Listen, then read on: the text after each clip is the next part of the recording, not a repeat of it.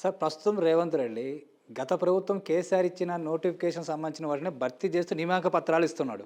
ఉమ్, Revanth Reddy mark అంటూ ఏమీ లేదు. ఉమ్, అలాగే ఏపీలో కూడా ఉమ్, ఈ పోలీస్ ఉద్యోగాలు కానీ డిఎస్సి కానీ పోలీస్ ఉద్యోగాలు అంటే గత ప్రభుత్వం వైఎస్ జగన్మోహన్ రెడ్డి గారు ఇచ్చినటి పోలీస్ పీపుల్ ప్రొసెస్ జరుగుతుంది. డిఎస్సి కూడా ఏంటంటే గత ప్రభుత్వం 6,000 దాకా అప్రాక్సిమేట్లీ 6,000 డిఎస్సి, ఈయన 10,000 కలిపి 16,000 అని మెగా డిఎస్సి ఇచ్చిండు. గత ప్రభుత్వం ప్రాసెస్ జరుగుతుంది అని ప్రస్తుత ప్రభుత్వంలో అటు ఆ ముఖ్యమంత్రి మార్కు లేదు, ఇటు ముఖ్యమంత్రి మార్కు లేదు. ఒకటి చెప్తానండి, మీ మాటకు అడ్డొచ్చాను.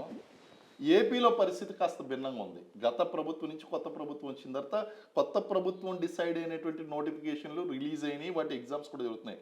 అయితే వేకెన్సీస్ చాలా తక్కువ ఉన్నాయి. నేనేం చెప్పాను మీకు, అవి అదే సార్ కొద్దిగా ఏపీఎస్సి వదిలితే 5 పోస్టులు 6 పోస్టులు 7 పోస్టులు 8 పోస్టులు ఇదే ఇప్పుడు ఫర్ ఎగ్జాంపుల్ ఈవో చూసుకోండి, అప్రాక్సిమేట్ 10 లోపలే ఉన్నాయి. అవును, ఎందుకు అంత తక్కువ వదలాల్సింది ఏంటండి? నేను అదే చెప్పాను మీకు ఇందాక, యూపీఎస్సీ ఏపీఎస్సీ కథ అని ఒకటి చెప్పానండి. దేశవ్యాప్తంగా ఏంటంటే అక్యుములేట్ అయినటువంటి వేకెన్సీస్ ఎక్కువ ఉన్నాయి, ఒక రాష్ట్రంలో అక్యుములేట్ అయ్యేటువంటి వేకెన్సీస్ జిల్లాకు ఒక పోస్ట్ కూడా పడ్డం లేదు సార్ ఏపీఎస్సీ ద్వారా. ఇప్పుడు ఏంటంటే వాళ్ళ యొక్క బడ్జెటరీ పరిస్థితి చెప్పుకున్నాం కదా, ప్రతి రాష్ట్రానికి కూడా ఈ యొక్క ఫైనాన్షియల్ ప్రెషర్ అనేటువంటిది ఉంది. దాన్ని వాళ్ళు దృష్టిలో పెట్టుకుని 5 వేకెన్సీలు 10 వేకెన్సీలు అనేటువంటి రిలీజ్ చేస్తున్నారు. ఇప్పుడు వచ్చినటువంటి వేకెన్సీస్ అన్నీ కూడా బిలో 50 బిలో 10 వేకెన్సీస్ వచ్చినాయి. కానీ డిఎస్సి మాత్రం మంచిగానే వాళ్ళకి రీసెంట్గా జరిగినటువంటి అంటే గత ప్రభుత్వంలో వైఎస్ జగన్మోహన్ రెడ్డి గారు ఇచ్చిన కొన్ని పోస్టులు ఈయన కలిపి మెగా డిఎస్సి కింద వేసుకున్నారు. వీళ్ళు ఇచ్చింది 10,000 ఉద్యోగులు అప్రాక్సిమేట్లు అంతే డిఎస్సి విషయంలో. మెగా డిఎస్సి అంటే సార్ అది రాజశేఖర్ ఇచ్చింది మెగా డిఎస్సి. అవునవును.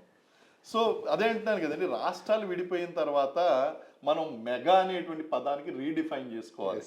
కారణం ఏంటంటే 30,000 40,000 వేకెన్సీస్ అనేటువంటి రోజులు పోయినాయి. మీకు ఒక 10,000 వచ్చినాయి అంటే మెగానే అనుకోవాలి.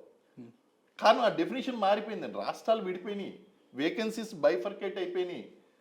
సో అక్కడ ఉన్నటువంటి స్కూళ్ళ సంఖ్య పెరగలేదు, రిటైర్మెంట్స్ అనేటువంటివి పెరగలేదు, సర్వీస్లో ఉన్నటువంటి వాళ్ళు ఉన్నారు, అలాగే ఫైనాన్షియల్ కండిషన్స్ అనేటువంటివి కూడా ఉన్నాయి.